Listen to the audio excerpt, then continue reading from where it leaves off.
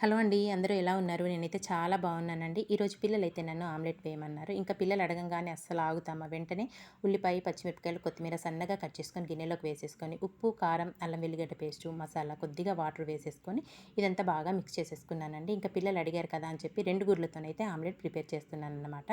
ఇలా 2 గుడ్లు వేసేసుకొని ఇదంతా బాగా బీట్ చేసుకొని పక్కన పెట్టేసుకున్నాను. ఇప్పుడు స్టవ్ పైన ఒక పెనం పెట్టేసుకొని కొద్దిగా ఆయిల్ వేసుకొని, ఆయిల్ వేడయ్యాక మనం ప్రిపేర్ చేసి పెట్టుకున్న ఎగ్ బ్యాటర్‌ని అయితే వేసేసుకుంటున్నానండి. ఈరోజు పిల్లలు ఆమ్లెట్ ఎందుకు అడిగారు అంటే, ఈరోజు సండే కదండీ! నేనైతే నాన్ వెజ్ అనేది వండలేదండి. కమ్మగా ముద్దపప్పు, అలాగే పప్పుచారు అనేది ప్రిపేర్ చేశానన్నమాట. చూసారు కదా!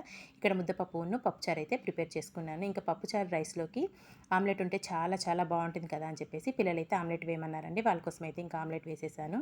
ఆమ్లెట్ కూడా రెడీ అయిపోయింది. వేడి వేడి అన్నం, పప్పుచారు, అలాగే ఆమ్లెట్. వీడియో నచ్చిందా? నచ్చితే ఒక చిన్న లైక్ చేసి నా ఛానల్ సపోర్ట్ చేయండి. Thank you for watching. By by.